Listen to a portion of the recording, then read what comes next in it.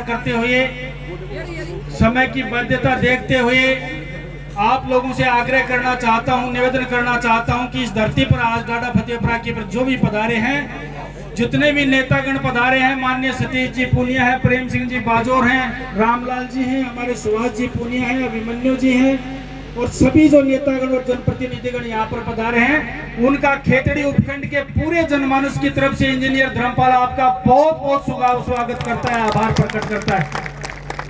बहुत बहुत आपका धन्यवाद और आभार।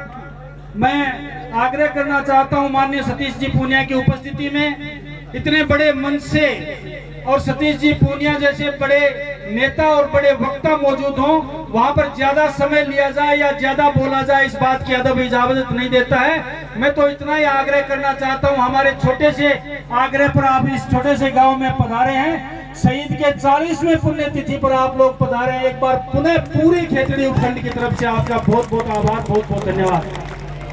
आभार प्रकट करते हुए मैं यहाँ पर शहीद परिवार का सम्मान करना चाहता हूँ और मैं सम्मान करना चाहता हूँ सुरेंद्र जी शेखावत जी का, उनके रिश्तेदारों का, जिन्होंने अपनी मेहनत से इतने वर्षों बाद एक शहीद की प्रतिमा को यहाँ पर स्थापित किया और पूरे देश को गौरवान्वित किया। मैं प्रणाम करना चाहता हूँ इस मातृभूमि पर खड़ा होकर उस माता की कोंख को, जिस कोंख से शहीद मेघराज जी जैसे नौजवान पैदा हुए, जिन्होंने शहादत दी। और मैं उस पोरस को भी नमन करना चाहता हूँ उस पोरस को, जिस पोरस से पैदा हुए शहीद मेघराज जी जैसे, निर्वाण जैसे योद्धा पैदा हुए। और मैं नमन करना चाहता हूँ उस धरती को भी जिस पर शहीद मेघराज जी खेल कूद कर बड़े हुए। और मैं नमन करना चाहता हूँ उनके संगी साथियों को भी। आशा करना चाहता हूँ कि आप लोग इस प्रोग्राम में जिस मनस्थिति से पधारे हैं, मैं निवेदन करना चाहता हूं आप लोगों का सहयोग और शहीद परिवार के प्रति आपकी जो आकांक्षा है, उसके लिए आपसे यही आग्रह करना चाहता हूं कि भगवान से प्रार्थना कीजिए शहीद परिवार को शक्ति दे। और 40वें शहादत दिवस पर आप लोग पधारे हैं और शहीद परिवार का जो भी गुणगान किया जाए उतना कम है। मैं तो इतना ही कहना चाहता हूं, शहीद की गरिमा और महत्व समझना है तो किसी के शब्दों से नहीं समझा जा सकता, उसकी भावनाओं से समझा जा सकता है। मातृ हिंद पर कुर्बान होने वाले लाडलों की यही कथा हर गांव और ढाणी ढाणी में लिखी जाती है। शहीद की गरिमा और महत्व जानना है तो पता कीजिए उस वीरांगना से जिसका भरी जवानी में मांग का सिंदूर उड़ गया, तो पता कीजिए उन बच्चों से जिनका छोटे छोटे उम्र में बाप का साया उड़ गया, पता कीजिए उस भाई से जिसकी बाजू टूट गई, और पूछ के देखिए उस बहन के दिल से जो रक्षाबंधन के दिन अपने भाई के हाथ पे राखी बांधने के लिए तरस गई।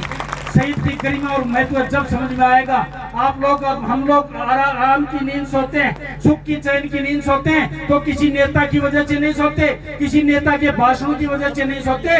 35 डिग्री माइनस के टेम्परेचर में और 56 डिग्री प्लस टेम्परेचर में यही जवान सीमा पर जब हमारी रक्षा करते हैं, जब हम चैन की नींद यहाँ पर सोते हैं। इतने बड़े मंच पर बहुत कम बोलने के वादे के साथ खड़ा हुआ था। शहीदों का गरिमा, आज से पहले भी शहीद हुए थे, आजादी के टाइम भी शहीद हुए थे, लेकिन शहीदों का पहले कोई गरिमा और महत्व नहीं होता था, गांव में कोई महत्व समझता नहीं था। मैं आज याद करना चाहता हूं मातृ हिंद के उस लाडले को, मैं याद करना चाहता हूं हृदय सम्राट भारत रत्न अटल बिहारी वाजपेयी को, जितने शहीदों को गरिमा दी और उनकी डेड बॉडी को जहाँ पर कहीं भी शहीद हो गए, उनकी डेड बॉडी को उनके गाँव में लाकर आत्म सम्मान से, स्वाभिमान से सलामी देकर पूरे गांव के सामने उनका सम्मान किया गया और उनका अंतिम संस्कार किया गया। ऐसे वीर सपूत को याद करना चाहता हूं। मैं उदाहरण भी देना चाहता हूं, एक उदाहरण के साथ अपनी बात समाप्त करूंगा।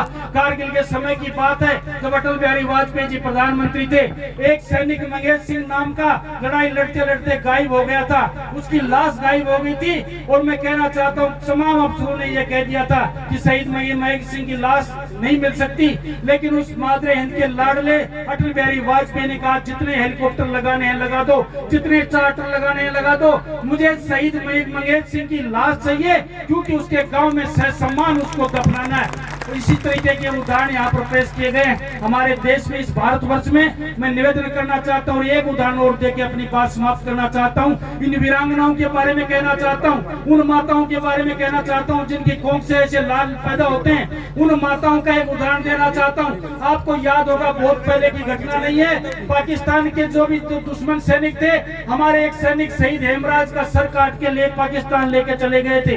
बिना सर की बॉडी जब उसके गांव में आई तो उसकी माताजी जी ने कहा कि मैं इसका अंतिम संस्कार नहीं करूंगी, मैं इस बॉडी को ग्रहण नहीं करूंगी। तो पत्रकारों ने पूछा, टेलीविजन वालों ने पूछा कि आप इस बॉडी के सर का क्या करोगे?